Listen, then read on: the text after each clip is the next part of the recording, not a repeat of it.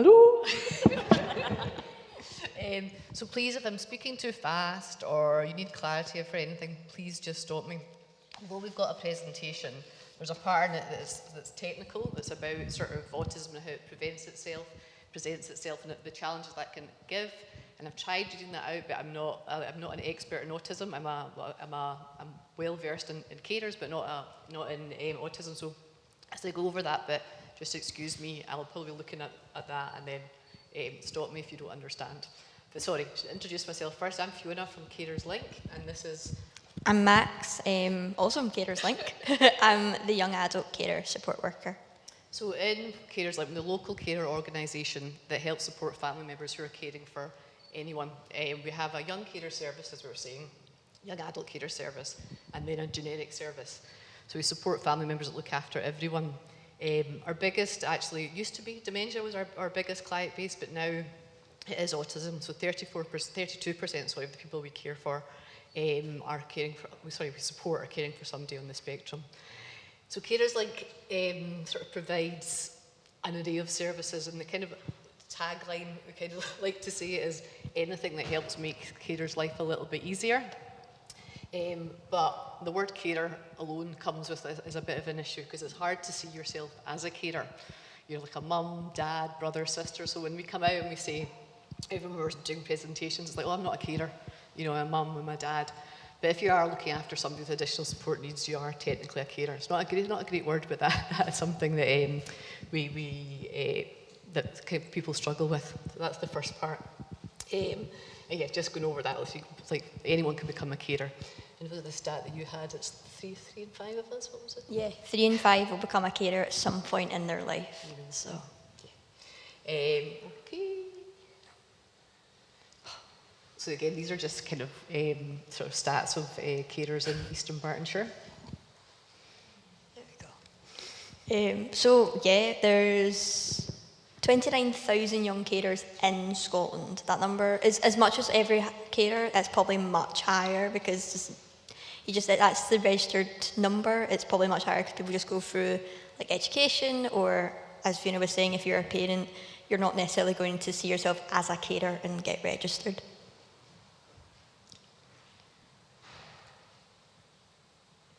So we're going to split this up a bit. Max will talk about... I put all these transition things in. There we go. Okay. We'll talk a bit about the young carers and young adult carers, and I'll talk more about the sort of parent carers, family members. But so that's just a little bit about who do use a carer or a young adult carer support. So sibling with autism, additional support needs, parent with mental health problems, parent with mental and physical health problems, more than one family member with a health condition, terminal illness, substance misuse, long-term care conditions, or if grandparents as well.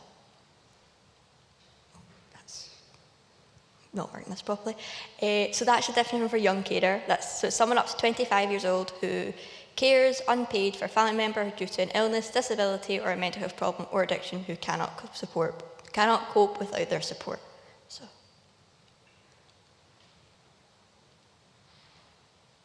that's a bit about the support that young carers and carers provide.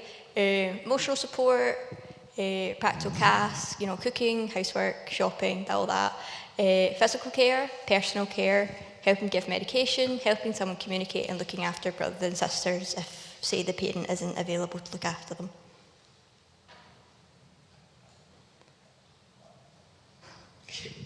Yeah, so again, just sort of going over sort of the specific caring for someone on the spectrum. There's obviously could be really sort of positive aspects to it, but can also be very complicated in time when you're dealing with sort of the challenges that it can bring up.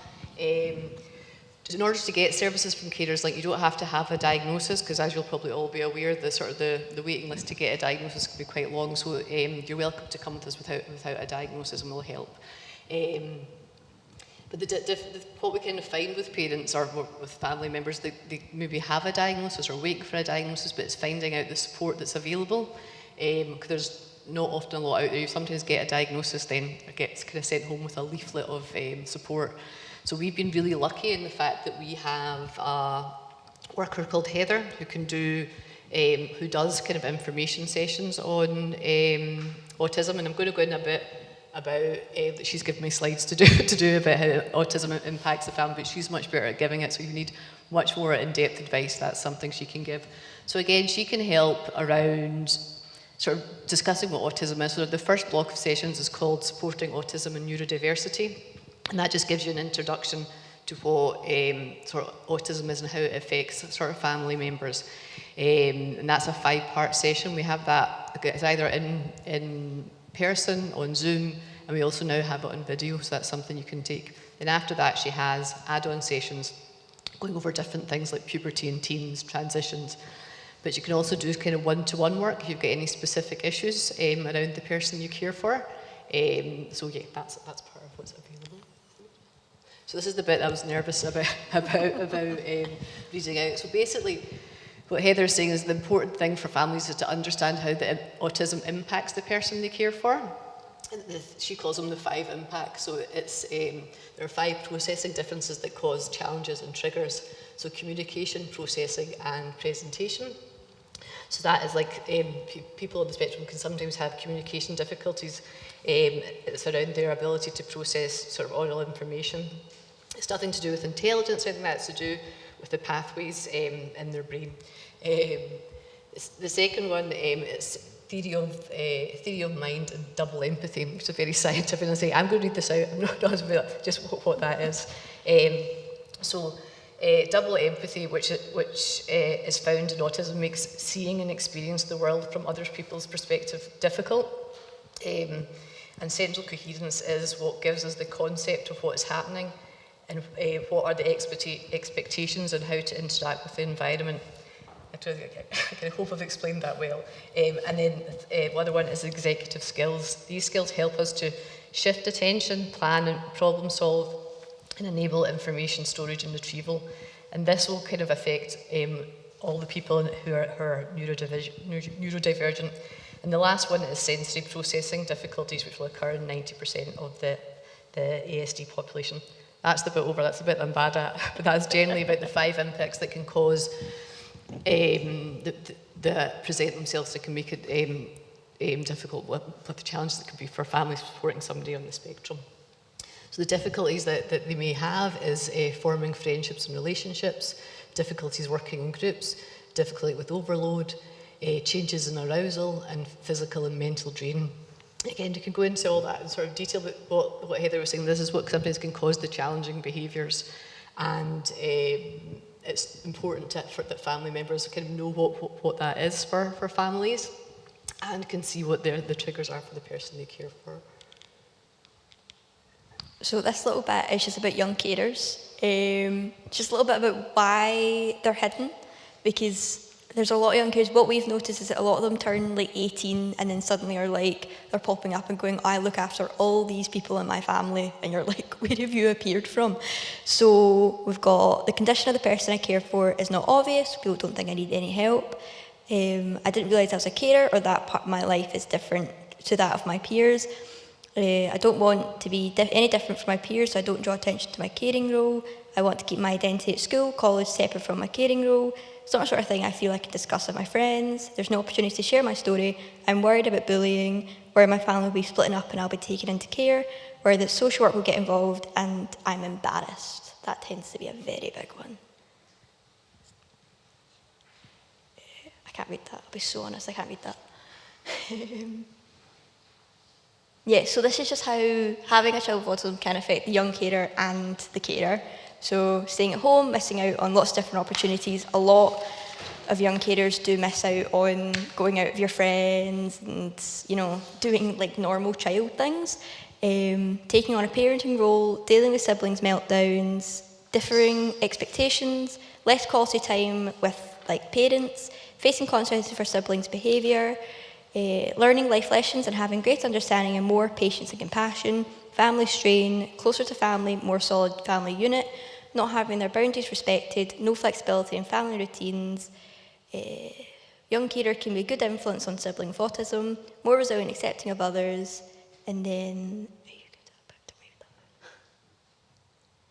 Okay, so that is about young carers, but what the main issues we find that parent carers deal with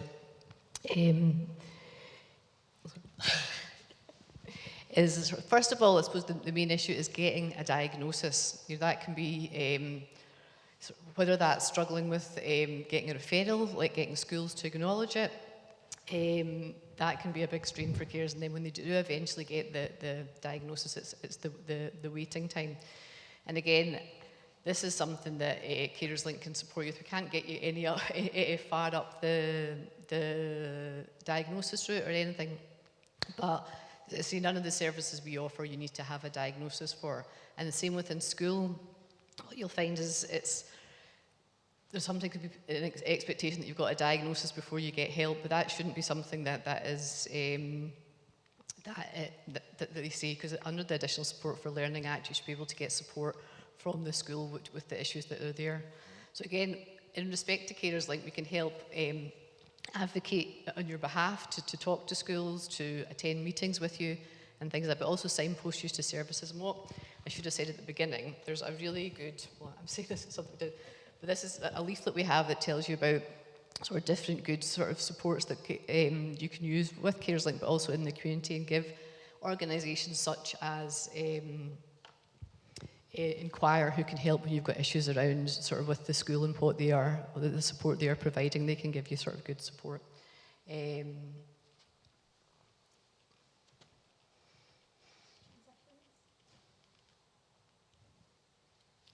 So that's a bit about the support that we provide. So we've got one-to-one support. We can come out and we can chat just about the caring role, what's going on, that sort of thing. We've got group support and respite. So we run a monthly young adult carer youth group and a residential trip students summer. Some schools also have a young carer group. We've also got monthly carer groups, which Carla can give you more information about. Family support, help to access grants, wellbeing packages. We can talk to your school, other professionals on your behalf. Young carer statement, and that should say adult carer support plan. Training sessions, advocacy and signposting, like Fiona was saying. So again, sort of more the support that we offer is around sort of education, but it's also around supporting you as a carer. We have, as we were saying, groups, and we can also inform you as your rights as a carer. So as a carer, you're entitled to sort of an adult carer support plan through sort of the legislation.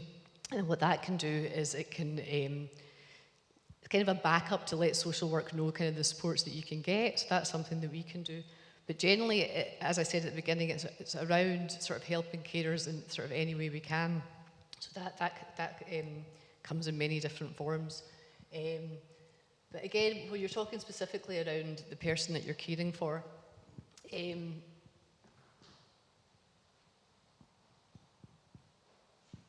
it's really important that you understand the issues for your individual. As Heather says, it takes our training. No one knows the person you care for more than yourself. So often you can be with professionals or in schools, and they're telling you different things, but no one knows them better than you. So it's important that you understand what it is that affects the person you care for, and so you can pass that on to people. And again, sort of understand the impacts and understanding the issues for yourself and building strategies to help with that. So how do you do that? So easy saying that, but how do you do that? So it's important that you gather as much information as you can. As I was saying, often sort of specific information can be hard to get, because after you've got a diagnosis, it's like, where do you go for support? And that's what we can provide with Heather. But what a really good thing that she suggests is to have a profile of the strengths and needs of the person you care for. So there's different ways you can do that. There is a couple of good websites, but what in the profile, what you should have is the challenges the person you care for has, and how you can deal with that. So it's important to have that to pass on to schools, to pass on people that are working with them, so that they're aware of things that they can do, that are challenges that are there. Again, identifying resources, so people like creativators, the local area coordinators, Carers Link. But what also is what we find is really useful. So Carers Link have groups, but our groups are kind of more generic, so anyone can come along to them. But if you go to specialised groups, like For example, there's a parents group that's run in Mulgai, sort of building networks with people who've kind of been on the road that you've travelled. So you have, because everyone looking after someone on the spectrum's journey is different, but sometimes there's some commonalities. So it's really good to have, whether you go along to groups or whether you're just part of a WhatsApp group or a Facebook group to get advice around sort of any of the challenges you have. It's really good having that sort of support for carers. Again, that's just around sort of building sort of circles of support. But as I was saying, with a lot of the supports that are out there, we can signpost you to if it's things if you're having specific issues with something that if we can't do it, say we can find out people that can. So, young carers again. How can families support a young carer? So this is basically because young carers do end up with not having much family time and kind of everything's about the other sibling, which is understandable, and that person kind of gets left. So making a point of having one-to-one with the young carer, so just, just taking like 15 minutes to be like, how are you, how's everything? Referring to Carers Link, so obviously we've got lots of different things you can do to support, we can signpost, letting the young carer's school know, so if the school know, the school can give the young carer lots of different, so that they can give them a pass to get out of class, they can understand that like homework may take longer to get in, knowledge of the impact of having an autistic sibling, making sure they feel included in supporting the sibling but not putting too much pressure on them to support the sibling if they feel that they can. That's a very big one. Thank you very much.